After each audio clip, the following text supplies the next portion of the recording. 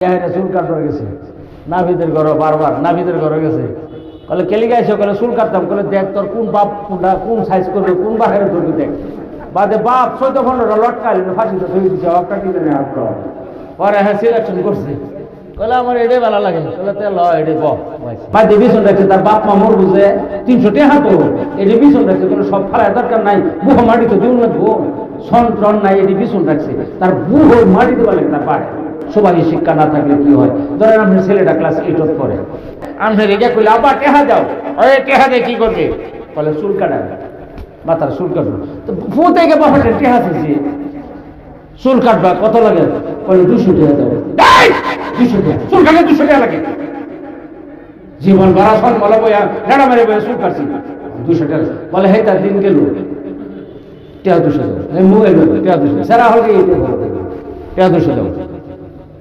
আবার বাহে যদি কোথায় ধমকি মেরে তুই হেরে কথা কত 15 দিন বাপে ডাকতো না, যে জমা নাই সে 15 দিন ডাকতো না, আবার ডাকতো না। আমি হেরে পড় লাগে রে, আদরে খাই যাচ্ছে, টেহা দাও।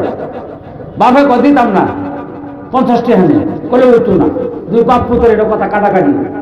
আমি মেশিন হান, এই যে মেশিন নিতে কইছিলাম না, মেশিন হান মন পাইছি না দে, এটা শুনছি হইনা হেরিয়া আইছি। আয় হেরে কয় কি হয়েছে? বাপ পুতের ফেসালে উমার লাগিয়া বড় ঠিক করে জানা। আমি কইলেন দেখছেন চুল কাটবো বালা কথা, 200 টাকা স্যার। বলে টেহা দিতে আমি কি হরবাই, টেহা দিয়ে হাত খাই যাই দেন, বকেট ছাড়া দিছে ভাব।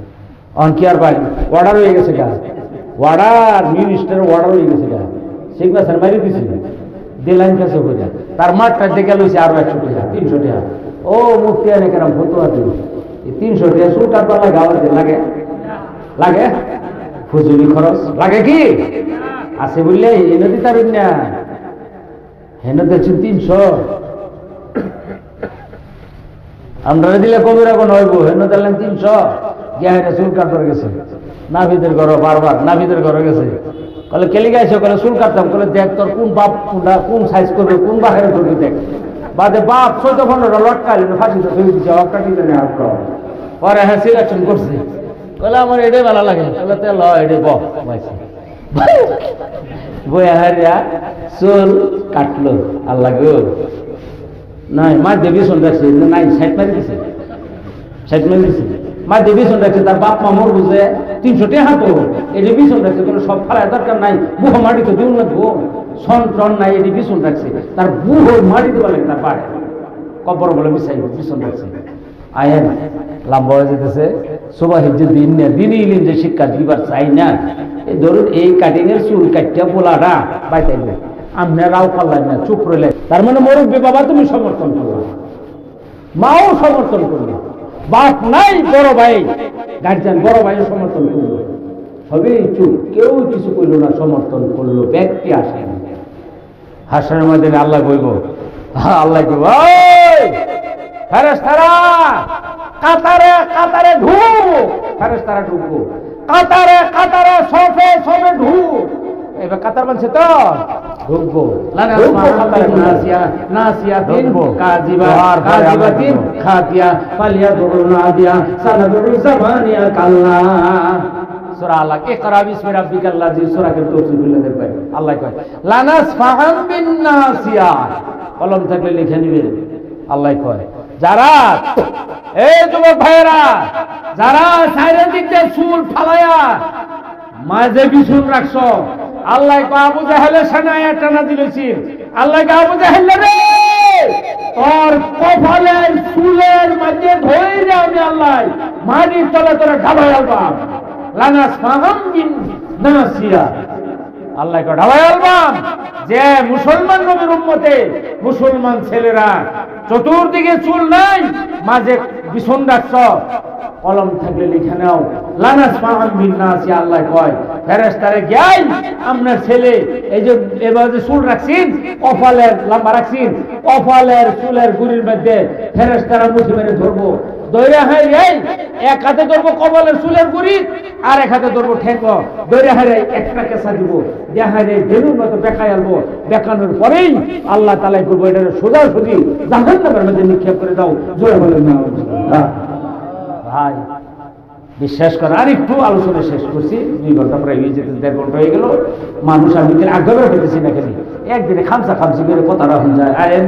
তারপরে দেখেন মানুষ মারা গেল, কবরস্থানের কথায় রাখছিলাম, এটা কবর না, মরছে, জানাজা পড়লো, জানাজা পড়ুন লাগে পরে আর কথা বুঝছেন কি, পড়ুন লাগে পরে আর লাশটা কবরে কানি নিছে। 2 জন মানুষ কবরের মধ্যে নামে না নাই, আওয়াজ দিয়ে নামে না নাই, এটি বেনামাজি নামে ডরা কলে এই লঙ্গির মধ্যে যদি এটা টানতে ধরে অবস্থা খারাপ হয়ে দিব, নামে না। এই মুন্সি টুনসি আমার মতো রিজেক্ট মাল যেটি এদিকে নামায়, কলে মরে মরে এই দিয়ে মরুক, কারণ গরব হয়েছে যদি অনেক জাগার মধ্যে ঢুকাই দিচ্ছে, কলে মরে মরে এই দিয়ে মরুক। মানে যারা সুবাহিদ পড়ছেন, কিছু জামাত করে, নামাজ পড়ে, সোরাকারা জানে, সহি শুদ্ধ আছে, বলে এই হুজুর নামক, বলে দাদা নামক, বলে সুবাহিদ পড়ছে যে, বলে খুব সহি শুদ্ধ ভাবে পড়া লেখাপড়া, হুজুর নামক দোকালে চালে, জানে না আপনার যে 4-5টা ছেড়া আছে, আল্লাহ এই ধন সম্পত্তি কি অন্ত কামে লাগে না। পরে নামছে, নামার পরে লাস্ট একটু আইন হয় শেষ করছি বয়ান, নামছে, নামার পরে লাস্টারে লইছে, আতলে 2 জন লয় না, রাখবো কই কবরে আনা বাইতুল ওয়াহদাতি, কবরে কায়কা ঘর, আনা বাইতুদ দূর, কবর হইছে সব বিচুর মাকড়ার ঘর, আনা বাইতুল ওয়াহদাতি, একা ঘর, আনা বাইতুত তুরাবি, কবর হইছে মাটির ঘর। সহায়কারী কেউ নাই, একমাত্র আমি আইন। লাস্টের লইয়া যা বলে কবরের রাহে কি দোয়া তো করি, আপনারা করি লাস্টের বিসমিল্লাহি ওয়া আলা মিল্লাতি। কোন কলেজে শিক্ষা, এটা স্কুল কলেজে শিক্ষা দেওয়া, শিক্ষা দেয়, ওই শিক্ষা দেয়, আপনারা কই দেয়? সর্বপ্রথম সুবাহি বক্তব্য, বিসমিল্লাহি ওয়া আলা মিল্লাতি রাসূলিল্লাহ। আইন মিল্লাতি রাসূলিল্লাহ যে লাস্টারে কোলে লইলেন, লাস্টারে আপনি পুত আপনি বাপরে মারে লইলেন, লই হারে রাখবেন। আহারে আপনি নামাজি মানুষ, আপনি 5 ওয়াক্ত নামাজি করবেন, জামাত করা মানুষ, আপনার বাপ মারা গেছে, মারা যাওয়ার পরে কবরটার মধ্যে রাখলেন, বিসমিল্লাহ। যে সময় বিসমিল্লাহটা কইলেন লাশটা লইয়া, এ সময় আল্লাহ কয়, এ আমার বান্দা, বিসমিল্লাহ কয়ে মানুষটারে কবরের ভিতরে রাখিস না, শুধুমাত্র আমার নামে বিসমিল্লাহ, আমি আল্লাহ রাব্বুল আলামিনের নামে তোর বাবারে, তোর মারে, তোর দাদা আত্মীয় স্বজনরে খুলে নিছস, যে মারা গেছে এই মানুষটার এই কবরের ভিতরে রাখিস না, বড় ভয়ঙ্কর জায়গা আছে, আমি আল্লাহর নামে শুধুমাত্র ওখানে রাখিস না, রাখলে অসুবিধা আছে, আমি মাইনা নিই না, আল্লাহকে আমি মানি না। তারপরে লোক আলা মিল্লাতি রাসূলিল্লাহ, আল্লাহ তোমার নামে এবং তোমার নবীর সুন্নতের উপরে, তোমার নবী মুহাম্মদ সাল্লাল্লাহু আলাইহি সাল্লামের মিল্লাতের উপরে, তোমার নবীর ধর্মের উপরে, তোমার নবী মুহাম্মদ সাল্লাল্লাহু আলাইহি সাল্লামের সুন্নতের উপরে মানুষটারে কবর রাখলাম। আল্লাহ বলে ঠিক আছে রে, আমার নামের সাথে যদি আমার বন্ধুর সুন্নতের উপরে, ধর্মের উপরে যদি রাখস, তাহলে রাখা যা, পরেরটা পরে দেখা যাবে কি হয়। কারণ শুধুমাত্র আমার নামে রাখলে কাম নাই, ওহন আমার নামে আর আমার বন্ধু মুহাম্মদ সাল্লাল্লাহু আলাইহি সাল্লামের মিল্লত সুন্নতের ধর্মের উপরে যদি রাখছ, মিল্লতের উপরে যদি রাখছ, তাহলে যা। পরে কবর সবর যে বহুত হাদিস করেন, আমার জানা আছে, লম্বা করে নাই, গেছে মানুষ বুকে মাটি ছেড়ে গেলেন, যায় যাওয়ার ফেরেশতা আইছে, লাউজুই বাদ বিহা জাবালুল নাসারা কুরা, এমন লাঠি নিয়ে আইব গো। নবী কয় পাহাড়ের উপরে, এই লাঠির দ্বারা পাহাড়ের উপরে যদি একবার যদি আঘাত করা যায়, পাহাড়গুলি ভাঙা কালের হিল মানপুর ভূতি হয়ে যাবে, এমন লাঠি নিয়ে ফেরেশতা কবরের ভিতরে হাজির হবে। কবর আইব, আয়া হায় রে, আহা হায় রে, মানুষটার মুখ সাদা কাপড় পিন্ধানো, একটু দাগ দুগ নাই, একদম পরিষ্কার কাপড়, দাগ দুগ নাই। আইব মাথায় থেকে পাও পর্যন্ত দেখবো, ফেরেশতা দেখবো, দেখে হাইয়া একটা আরেকটা লোক করবো, আমি সব মানুষ 5 ওয়াক্ত নামাজ পড়ে, ফেরেশতা করবে যে মানুষটা কবর এটা রাখলো, মসজিদের ইমাম হয়েও মিথ্যা থাকল, মসজিদের মুয়াজ্জিন এটাও মিথ্যা কথা কয়ে গেল, মুফতি সব মানুষ, হাবের সব মানুষ, এও মিথ্যা কথা কয়ে গেল। কি মিথ্যা কথা? ফেরেশতারে দেখবো মাথায় থেকে পাও পর্যন্ত মানুষটারে দেখবো, নবী আল্লাহর নামে বলে আল্লাহর নামে রাখলো আর নবীর সুন্নতের উপর রাখলো, তো এটারও তো দেখা যায় সাতাটার মুখের মধ্যে প্রথম নবীর সুন্নত আরই যায় না। আওয়াজ দেন, কথার লাগে কামের কোনো মিল আছে? আর ওগুলো বলে মিল আছে,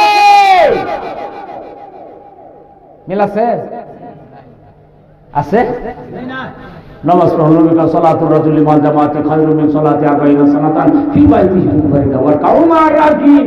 আল্লাহ কয় ইন্না সালাতা কানাত আলাল মুমিনিনা কিতাবাম মাওকুতা।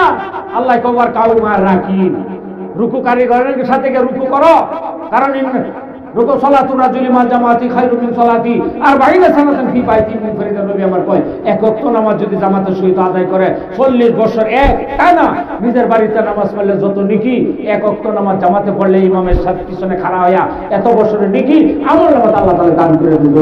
সুবহানাল্লাহ। ওখান থেকে একটা জামাতের মধ্যে নামাজই নেই, নামাজই নেই। আবার হয়ে গেছে নবীর সুন্নতের উপগুলো রেখে হয়ে গেছে নবীর সুন্নাত, মানে এটা মানলে হেডা নাই, হেডা মানলে মানে আওয়াজ হলো আমার বলবার টাইম নেই। অসুবিধা আছে না নাই? আওয়াজ দিন আছে না নাই? কবর আছে না নাই? ছাড়তো না। গতিকে এই আযাবগুলি থেকে কবরটা জান্নাতের বাগান বানাইবার হইলে অন্তত নিজের ছেলে মুসলিম শরীফ আছে, যা মাতাল ইনসান, মানুষ যে সময় মারা যাবে সমস্ত আমলের দরজা বন্ধ, তিনটা আমলের দরজা খোলা থাকবে। তার ভিতরে একটা হলো আও ওয়ালাদিন সালিহিন ইয়াদুল্লাহ, একটা নেককার সন্তান। সবাইতে দেন কোরআনটা শিক্ষা দেও, হুজুররা সালাম কালামটা শিক্ষা দেও, আদবটা শিক্ষা দেও, নামাজটা শিক্ষা দেও, তারপরে আপনি মারা যান।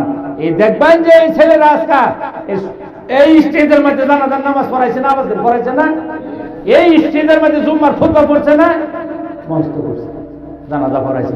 আমরা এই ফুটটাই জানাজার নামাজ পড়াইবো, গোসল দিব, দোয়া করবো, আহা সবই আই দিব। হুজুরা মানুষ মারা যাওয়ার পরে কবরটা হয়ে গেছে, নামাজি মানুষ কবর হয়ে গেছে, হওয়ার পরে একদম বুক বরাবর কবর থেকে খামসাতে মাটি দেওয়া শেষ, এক দুইটা ফোলাফান কামাই করে থুয়ে যান, সুবাহিত করায় থুয়ে যান, যা গেছে তো গেছে, আর নষ্ট করবেন না, আর করবেন না। আপনার কবর দেওয়া শেষ, মাটি দেওয়া শেষ, মাটি ডালছে, আমরা উপযুক্ত ফুট সুবাহিত শিক্ষা দিচ্ছি, হুজুররা শিখাইছে, সব জানে, নামাজ পড়ে সব জানে, জেনারেল ডিগ্রি পড়তেছে, পড়ো টাইমে টাইমে নামাজ পড়ে, কারণ সুবাহিত শিক্ষা দিচ্ছে যে নামাজ পড়ে।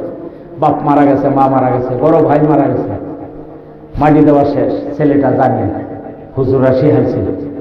মানুষ মারা যাওয়ার পরে সিধা সিধে কবরের কিনারে খাড়া হয়া বুক বরাবর, বুক আছে না একটা অনুমান আছে না, বুকটা যে কই করছে কবরে, এমন ভাবে এক মুষ্টি মাটি নতুন কবর থেকে এক মুষ্টি মাটি হাতে দিছে, এক ফুট মাটি হাতে দিছে। সারাটা জানে যে নামাজি, অন্য মানুষের যেই করুক, মোটামুটি নিজের সন্তান, এটা তো আরো বেশি কামে লাগে, তাই না?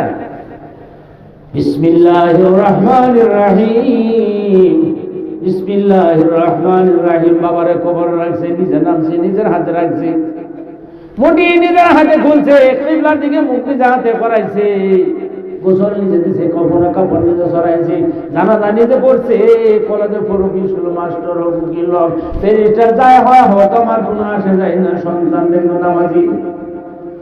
মাটি দেওয়ার পরে সব মনে রায় গেছে, বাপ তো আমার, তার বাপ না, সেনা বউ বরাবর দিকে এক মুষ্টি মাটি নিয়ে 40 বার বিসমিল্লাহির রহমানির রহিম। ডালিমের রসের মধ্যে চোখের থেকে পানি ছাড়ছে ছেলেটা। বাবা আছে মাত্র 2.5 হাত নিচে, কিচ্ছু দেখা যায় না, বেশি দূরে না, ডিমা ফোড়ো না, কহিমাল না, লাগানো না, ভবনা মরে যাও না,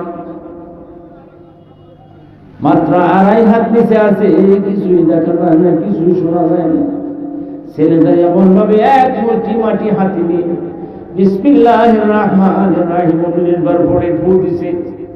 ফু দিয়ে এমন ভাবে বাবার মাথা থেকে এমন ভাবে 2 হাত মাটি গুলি ছিনিয়ে দিছে, আর বলে আল্লাহ বাবা আমার কত লাগাইছে দিছে, আমার কত আদর করছে, মায়া করছে, মহব্বত করছে, লেখাপড়া করে আমার লাগাইছে, আল্লাহ নিজে না খায় খাওয়াই দিছে, মাত্র 2.5 হাত মাটি দিছে, নিজের হাতে রাখলাম, এখন কিচ্ছু দেখা যায় না, নিজের হাতে রাখলাম, শুধুমাত্র উপরে উঠলাম, আর কিছুই দেখা যায় না। আল্লাহ জানি না তুমি কি ব্যবহার করবে, আল্লাহ আমার জানা নাই, আমি জানি না, শুধুমাত্র আল্লাহ তোমার নাম এই বিসমিল্লাহির রহমানির রহিম তেলাওয়াত করে আমি আমার এই গুনাহগার হাতে আমার বাবার বুকের উপরে কবরটার উপরে মাটিটা ছেড়ে দিলাম। আল্লাহ ইয়া উসিলা দেওয়ার বাবার আল্লাহ তুমি মাফ করে দিও। আল্লাহ রাসূল কয় এই আমলটা যখন সত্য যদি কোনো মানুষে করতে পারে বাবা আমার এই মহিতের গুনাহ আমার আল্লাহ তাআলা মাফ করে দিবে। বলে বলো সুবহানাল্লাহ। শিখবাইন কই সুবহানি আলিমের কাছে আল্লাহ লম্বা করছি না দিনই তালিম বোর্ড প্রত্যেক দিনে জলসাতা হয়।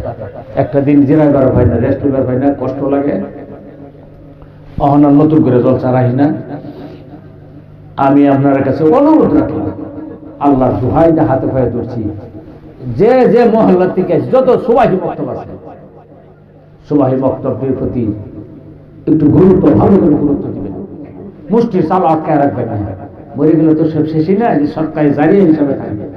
একটা ছেলে বানায় ধরবেন, দোয়া করবো আল্লাহ সূরা তাকাসুর করে দোয়া করবো। কবর না শুনুন, মান যারা কবর আওয়াহি আওয়াহাদিহিমা ফি কুল্লি জুমআ, হাদিসটা মনে রাখবেন।